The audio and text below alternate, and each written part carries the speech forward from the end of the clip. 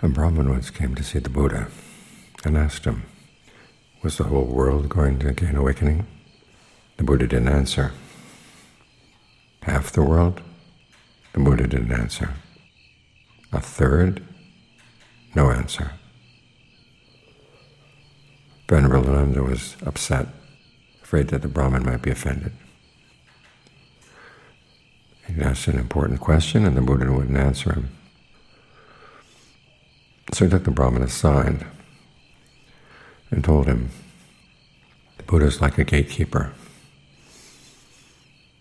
a wise gatekeeper who walks around the fortress that he's protecting. And aside from the gate, he doesn't see any holes even big enough for a cat to slip through in the walls. So he doesn't know how many people are going to come in and out of the fortress, but he does know that those who go in and out of the fortress have to go through the gate. In the same way the Buddha knew the principle of the Dhamma, that all those who would gain awakening would have to develop skillful qualities, practice the 4 foundations or establishings of mindfulness, and develop the 7 factors for awakening. We tend to think that the Buddha knew everything about the past and the future, and his memory of the past was extensive, very extensive. But the one thing he said he knew for sure about the future was that he was not going to come back and be reborn. And although he knew other tendencies for the future, he couldn't say it was going to happen. This was going to happen at that year, or that was going to happen this year, because people have freedom of choice. Even though we have our past karma that will influence things here in the present moment, the way we shape the present moment, it can be independent. That's where we exercise our freedom. What this means, of course, is that it's not inevitable that we're all going to gain awakening. We like to think that it's a natural process, that all you have to do is get out of the way and the natural process will take you there. But that's not how the Buddha taught it. It's something you have to decide to do. You have to take responsibility. You have to develop the 5 faculties and the 5 strengths inside. Practice for awakening. This is something you have to do yourself. So you have to be a self-starter. What this means, of course, though, is that you do have the opportunity to be independently good. The world may be a miserable place right now. People are giving us good examples of how not to behave, and we're free not to be influenced by their examples. So with responsibility comes freedom, with freedom comes responsibility. Fortunately, we're not totally without help from outside. After all, we have the Buddha as our admirable friend. And as he said, admirable friendship is the most important external aid in awakening. It means not only having admirable friends, people who have conviction, virtue, generosity, discernment, but also hoping to emulate them. We saw this today in the Gita. Gifts from everyone, from the Queen Mother on down.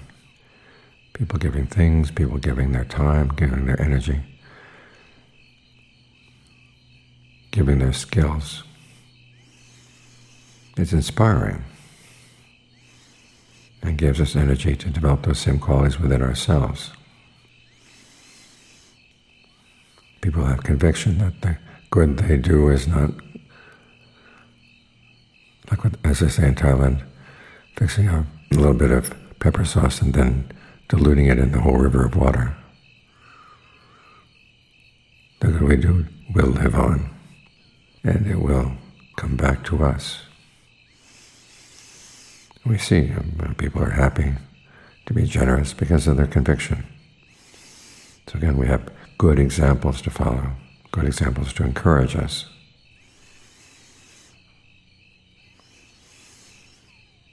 But they have to be augmented But what the Buddha said was the most important internal factor for awakening, and that's appropriate attention. Asking the right questions about where does suffering come from? Well, it comes from within.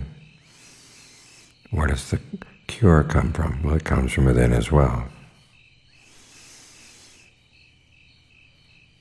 So as we go through life, we have to keep looking inward. One, for the source of strength that allows us to want to put an end to suffering. And we look in to see what the problem is. Where are we clinging? The Buddha's Four Noble Truths are pretty counterintuitive. The things that we like are causing us to suffer. And holding on to the things we like, that's suffering in and of itself. It goes against the grain. But when you put it to the test, you find that what the Buddha said is really true.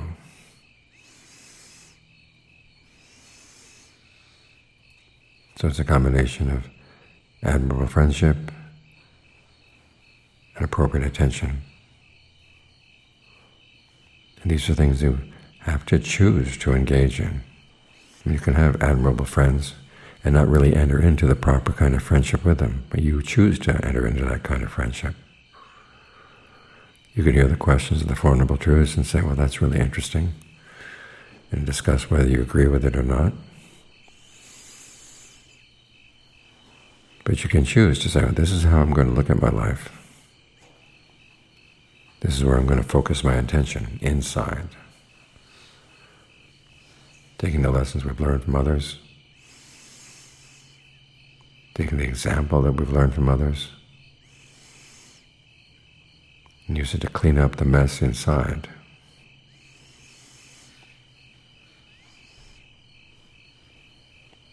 So it is our choice. There's something dignified about the fact that it is a choice. Sometimes you hear that awakening comes simply by getting out of the way, or not assuming that you're doing it at all. Let your enlightened nature do it. But that's treating yourself like a child. The Buddha has us treat ourselves like adults. Think of him after his awakening, surveying the world and seeing that beings were on fire. Passion, aversion, delusion.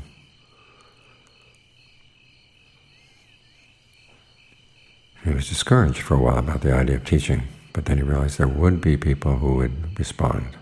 There would be people who would benefit. It's up to us to choose, are we those people or not? You have to realize that, given his perspective on things, for him an act of kindness was to hold you to high standards, higher standards than you've been holding yourself to up to now.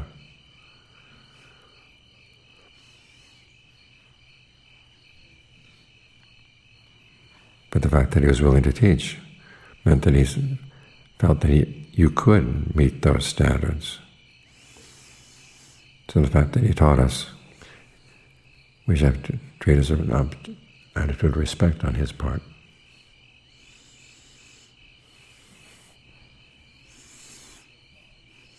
So take his teachings in the way that they were given, the way they were intended, as an act of kindness. All the difficulties are there. It's not that the Buddha put the difficulties in our way. It's our own defilements that are making it difficult. But we don't have to identify with them. Again, that's our choice.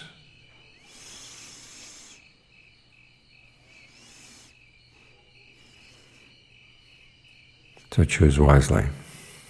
Take advantage of all the help that you've been given, the good examples that have been set.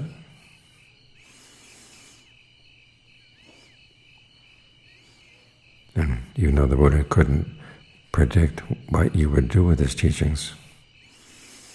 You can make up your mind you're going to make the best use of them possible.